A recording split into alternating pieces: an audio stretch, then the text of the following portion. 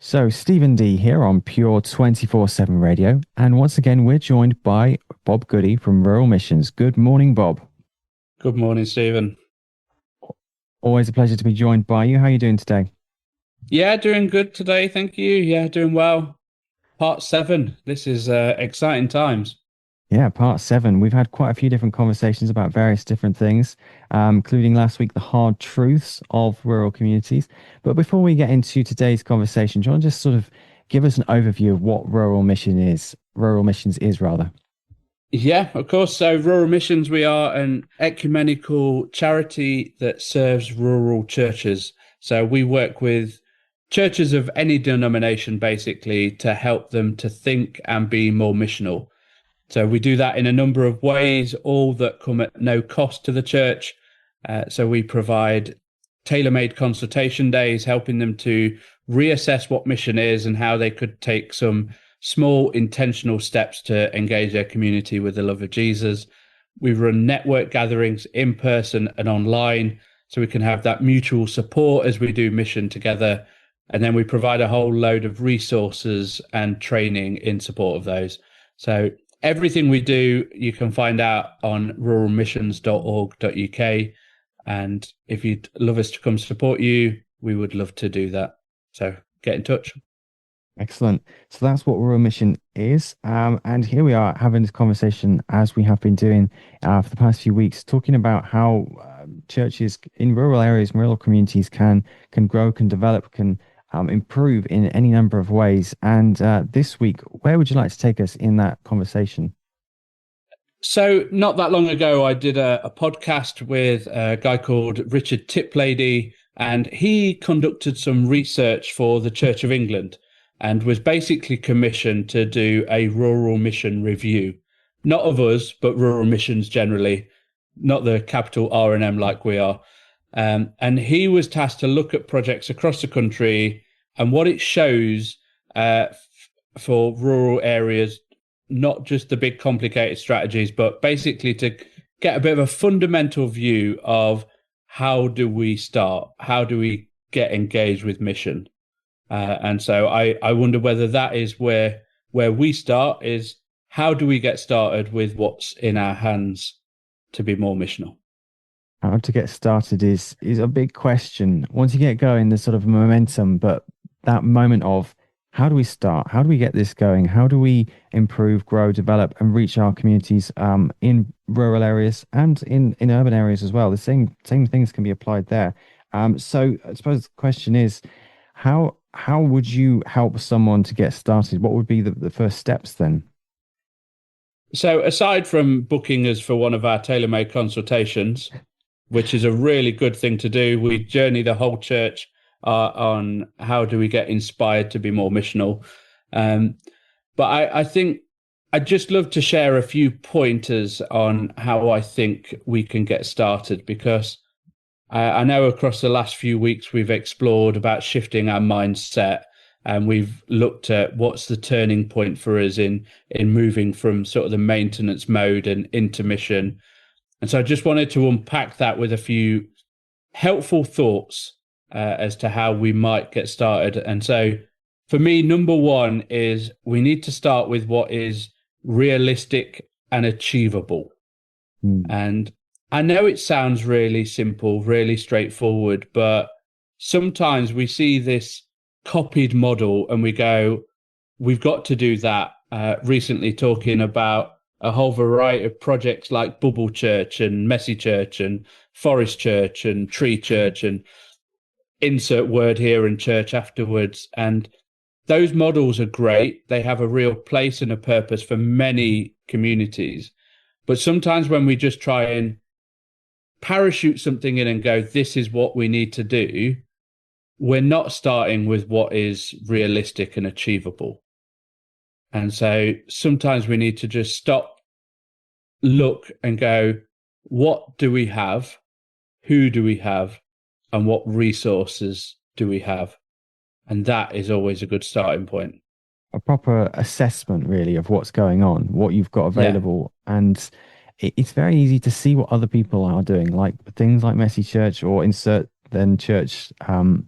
It's very easy to just see, okay, it's worked over there. Let's do it here before actually assessing whether you've got the resources. Obviously, if that's worked over there, that's great. That doesn't mean it's going to work for you. So, an assessment is really, really critical, isn't it? Yeah, and sometimes as things start, we get a bit of a critical mass of people going, "Oh, something new is happening. We'll get engaged." But we all know the reality is, how do we make this operate 6 weeks down the line? And we don't always think that far ahead. So we need to start with what's realistic, what's achievable, because with rural mission, especially, the question isn't what is impressive, it's what's possible here. Hmm. And so I know I've shared story after story of people doing coffee mornings. So there was the three churches that we did a consultation with, all were doing a coffee morning at various times of the month. But they said, what's going to be better here and what's going to be the most possible is, why don't we do this together? Because then we can do it every week. And for them, that was achievable. That was realistic. As an individual church, they could never have managed it for themselves. And so sometimes we do need to take a real look at ourselves and go, what do we have? And could we use this to serve? Yeah, I suppose part of it is what's sustainable. So what you could do today, right now, may be fine for now, but are you going to be able to maintain doing that on a weekly basis, monthly basis, whatever it may be, every single month or week? Are you going to be able to sustain it? And properly assessing whether you've got the resources will determine whether or not it is actually sustainable for you in the area that you're in. Yeah. And sometimes things do change as well. So I know of a church that started a messy church in their rural community. They actually did it in the primary school that was next to the church. Started off really well. They made it realistic. It was achievable for them.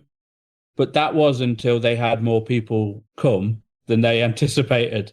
And it became very quickly something that wasn't realistic for them.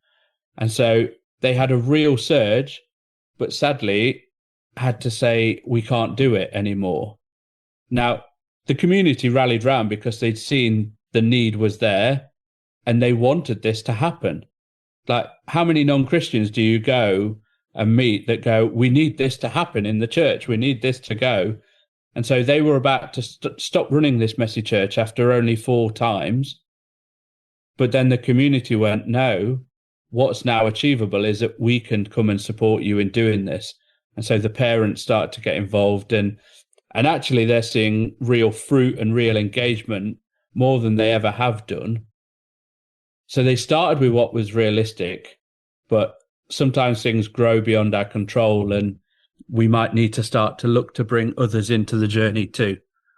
That's an interesting problem to come across. I mean, at one level, a good problem is growing beyond the ability of that church, but actually, it had grown in such a way that others were able to then grow and support, continue to help it grow and support. So that's an interesting one. That unique. It's quite. I suppose I say unique. Is that something that might happen more than once?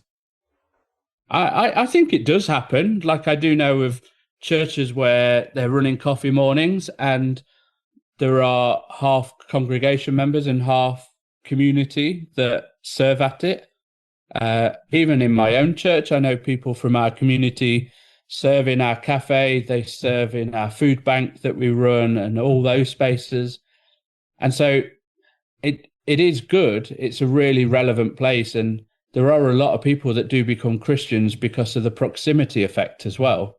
And so I'm never averse to the idea of a non-Christian getting involved in ministry, but I think there are certain limitations we need to be careful of as well.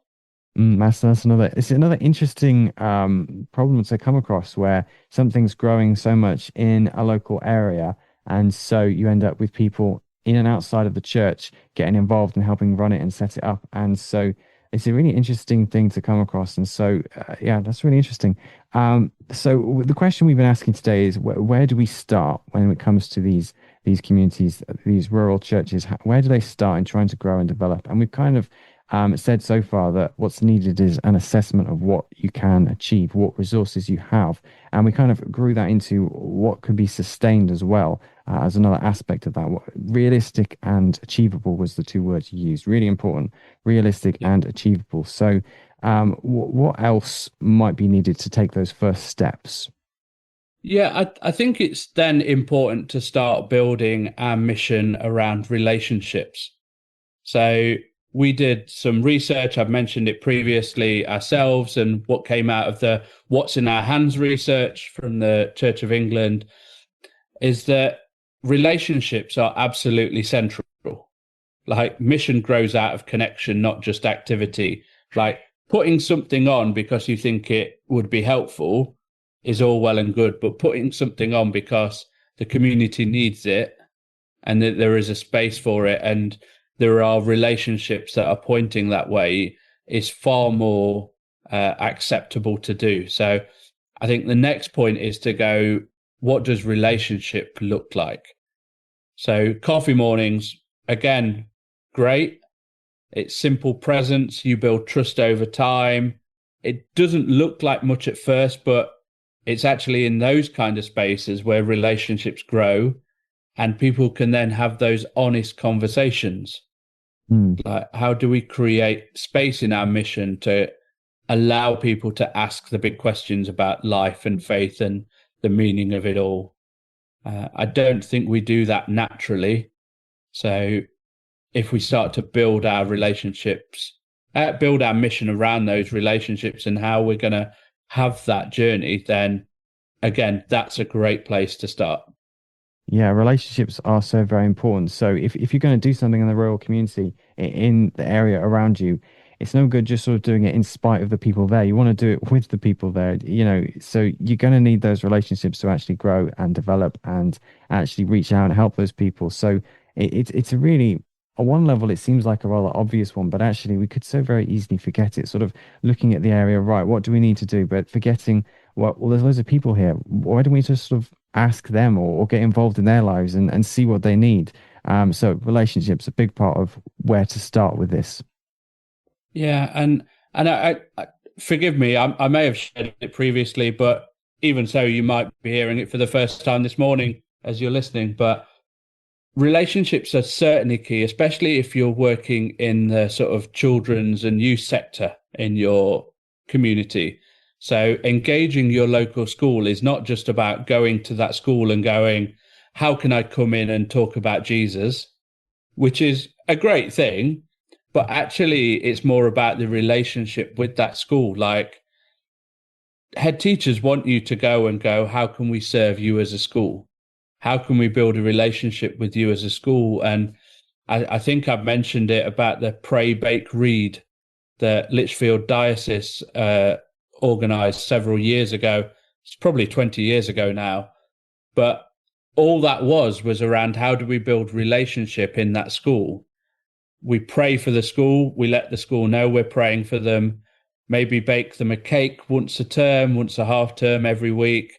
Send it into the staff room with a note like, we're praying for you. Like, builds relationship. They come to know that the church is generous, that the church is praying for, that the church is supporting them. And just that simple note of going, if you'd value prayer, email us or call us. I used to email the head teacher in my local school every week and just say, on behalf of the church, know that you are regularly being prayed for by us and by me. If there's anything we can be praying for. It didn't lead to me then going, how can I do X, Y, and Z? It was just, I want to build relationship and to share that you're being loved and supported and that we believe that prayer works and helps. And then the going into read to listeners. So pray, bake, read. Going into listen to children read is, I've got a 5-year-old myself. I love listening to him read in an evening. What greater way and connection could there be than going in regular to listen to children read? It serves the school, it serves that child, it builds relationship. And I think we so often think, how do we, again, it goes to our conversation last week, how do we get bums on seats? It's not. It's how do we build relationship and then bring Jesus into the midst of that relationship. Yeah, that's what it's all about, relationships, ultimately. I think it's kind of like the core thing that's needed, and it's the core thing people are trying to get. But this is the core thing people can actually forget about, the importance of people that they're working with, that they're working for. It's kind of the crux of the matter almost, and it's so easily forgotten or lost or just put on the back burner almost. But those relationships with the local people in the community, in the area, it's kind of the bedrock of how you can grow, develop, and how you can get started on growing and developing your church and building and getting stronger. Yeah, yeah. And I guess the next point for me would be is how do we learn from what is already working? Sometimes we try something once and it doesn't work that once, but if we give it a bit of time, it starts to work, and we need to learn from some of those things, learn from some of those strategies, uh, look what others are doing. I think every context is different, so there is no parachuting in of this will definitely work. But if you're in a benefice of 8 churches, what's working for one could potentially work for some of the others. What is really helpful, and the what's in our hands research from the Church of England, that was not just a theory based research, it was real projects, real churches.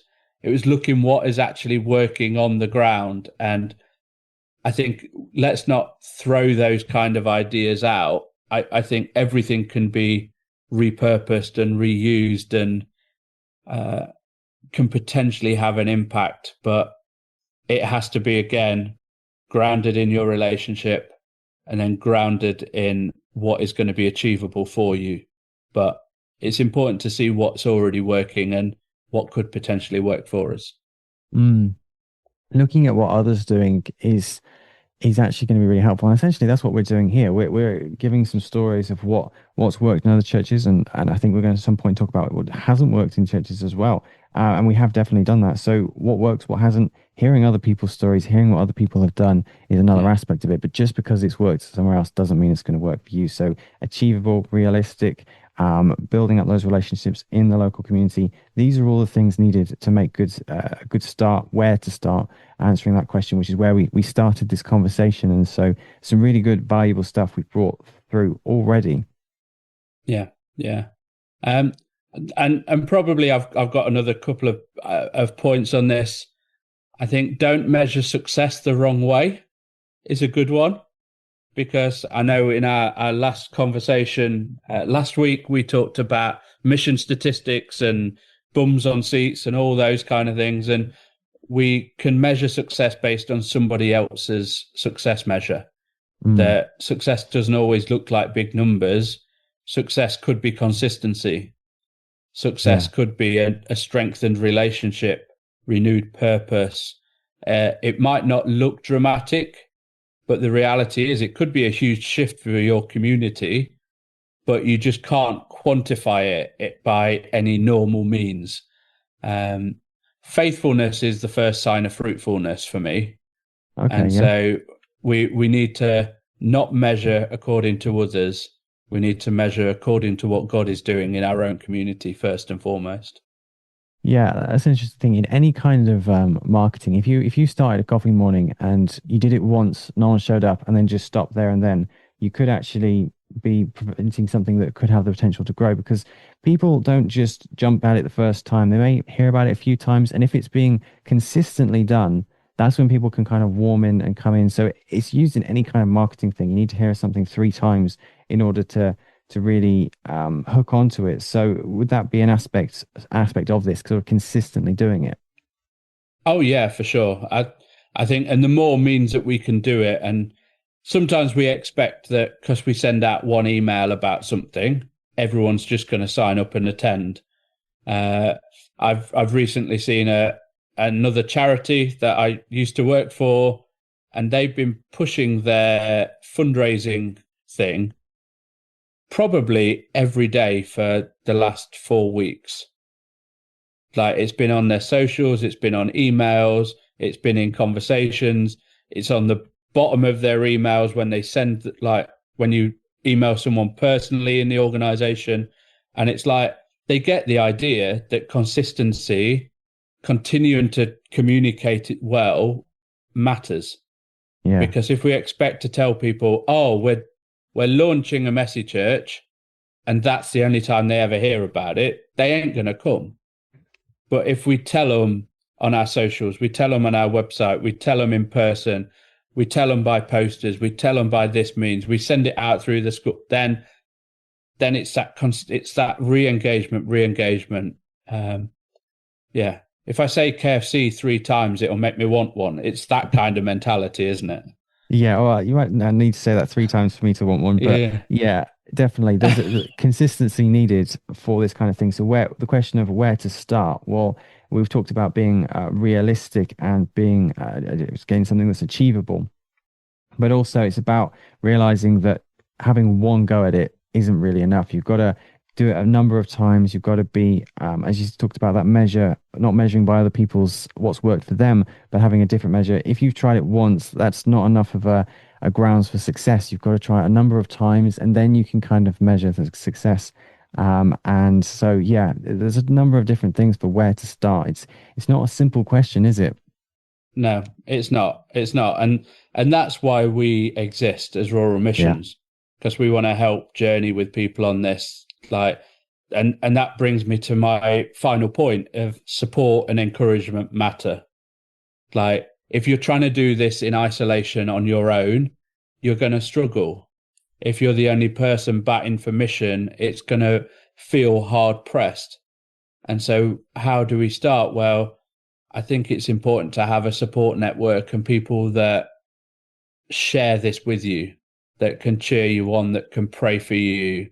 And so if nothing else, I'd encourage you, find some people of peace around you to support you in what you're stepping into. That's how you might need to start, is to start finding some people of like minds. And if that's us, we'd love to journey with people on that, because support doesn't just help churches do more, it helps them become more. Like, we're not just about activity, we're about how do we get that heart, that head, that mindset change. And we can only do that if we find people that also have that same heart and mind and head change. Yeah, it's important that we have those people in place around us who can support us in any area of life. It's true. And it's also true in growing rural communities, in rural missions and stuff like that. So it's been really good to chat today and to discuss how exactly to get started on this growth and development. And as we said, it's not as straightforward question as it might seem. There's quite a few moving parts to this. We've discussed all kinds of different aspects to it. And so it's been really good to chat about that, to explore this question. And I hope that we've done a pretty good job of answering that. Yeah, I think this goes a long way to start in that, doesn't it? It's how do we do this together? How can we do what's achievable? How can we support and love and encourage one another? So thank you so much for letting me share once more. And as I said, if that struck a chord with anyone, you'd love some support, then do come and find us at Rural Missions. We'd love to journey with you. Absolutely. Thank you so much for joining us. It's been a pleasure as always. Look forward to chatting next week. Thank you. See you next week. Here at Pure 247 Radio, we've had the privilege of speaking to some amazing people with some amazing stories. I was about 5k off the coast paddling, and I was watching this storm on the land, and it literally hit a mountain, and rather just going over the top of it, just turned and just came straight at me. You can't stay on the board in that instance, so I literally am jumping off the back of the board. I've got everything tethered down on the board, and I'm just holding on to the back of the board. As I walked in, there was a fight going on the floor. There was a police sergeant sailing over the desk to help with restraining somebody. And the doors were clanging shut, all the big metal gates, and there were alarms going off and radios. And I felt this most enormous peace come over me, because I realised that this is where God wanted me to spend my career behind bars. It was like a baptism of fire, and it was like the most socially deprived council wards in Britain. And then we were going into schools, and then kids were coming to the gigs, but then knocking on my door at night, and I was out there playing football till 11:30 p.m. at night, 12 o'clock, feeding kids, running youth clubs. If you've missed an inspiring conversation and want to catch up, or you'd like to revisit a brilliant interview, you can. Our interviews are available on YouTube and podcast, so you can always catch up anytime you like. Search for Pure 247 Radio wherever you get your podcasts, or find our YouTube channel at Pure 247 Radio, or head over to www.pure247radio.org/catch up.